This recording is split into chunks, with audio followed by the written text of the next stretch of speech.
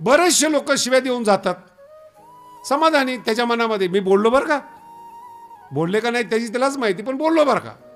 कधी कधी मंत्र्याला बोलल्याचं समाधान, कधी मुख्यमंत्र्याला बोलल्याचं समाधान. भिकारी लोकांना पण बरं वाटतं, ते फेसबुक व्हॉट्सअपला कमेंट टाकतात ना, हे असं आहे ते तसं आहे, खुश.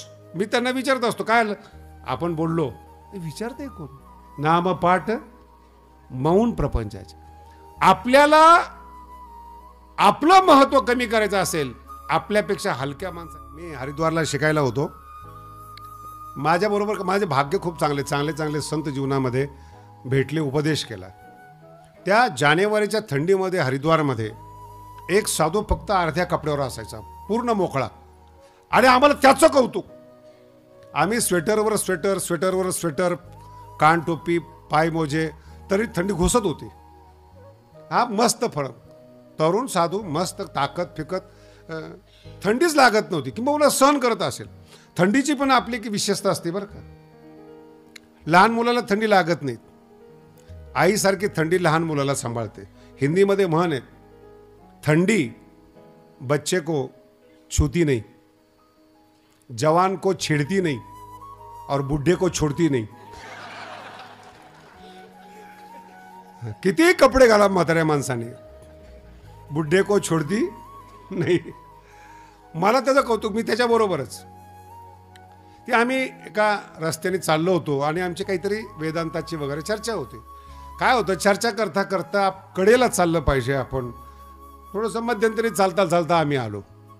तो पैडल रिक्षावाला आहे हरिद्वारला, तो पाठीमागून हॉर्न वाजवत होता, बोला. आमचं काही लक्षच दिलं नाही, आम्हाला वाटलं कोणाला तरी बोलवत असेल.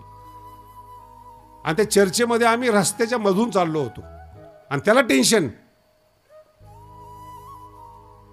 2-3 मिनिटांनी माझ्या लक्षात आलं, म्हणलं पाठीमागं रिक्षा आहे, अच्छा ठीक आहे जाऊ दे म्हणे. पाठीमागचा रिक्षा पुढे गेला आणि त्या पायडल रिक्षावाला बरं का, किती शिव्या द्याव्यात त्यांनी. त्याचे शिव्या ऐकून माझी तळपायची आग मस्तकाला गेली. पण त्या साधू पुढं मला माझा स्वभाव दाखवता येत नव्हता. कधी कधी संधी मिळते स्वभाव दाखवायची.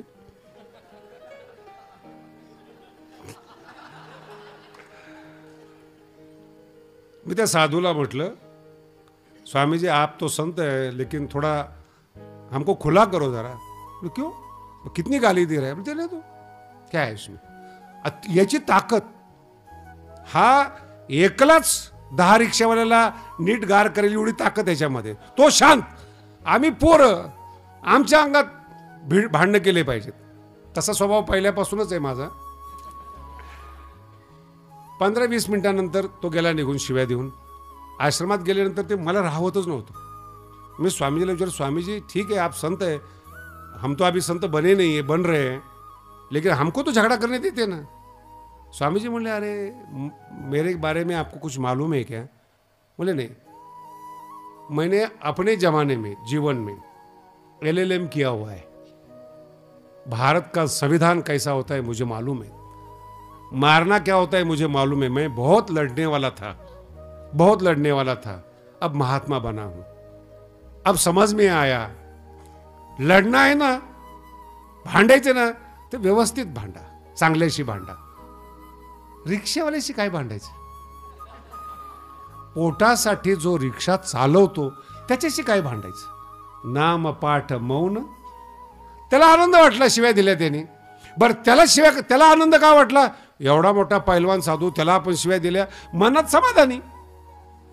बरेचसे लोक शिव्या देऊन जातात, समाधानी त्याच्या मनामध्ये मी बोललो बरं का, बोलले का नाही त्याची त्यालाच माहिती, पण बोललो बरं का. कधी कधी मंत्र्याला बोलल्याचं समाधान, कधी मुख्यमंत्र्याला बोलल्याचं समाधान. भिकारी लोकांना पण बरं वाटतं, ते फेसबुक व्हॉट्सअपला कमेंट टाकतात ना, हे असं आहे ते तसं आहे, खुश. मी त्यांना विचारत असतो काय आपण बोललो, विचारते कोण. नामपाठ मौन प्रपंचाचे. आपल्याला आपलं महत्व कमी करायचं असेल, आपल्यापेक्षा हलक्या माणसाच्या नादी लागा, तुमचं महत्व कमी होईल. जर महत्व वाढवायचं असेल, ज्ञानदेवा गोडी संगती, गोडी शब्द संगती सज्जनी. आणि ते काय करतात, साधू मोक्ष रेखे आला भाग्य विनटला.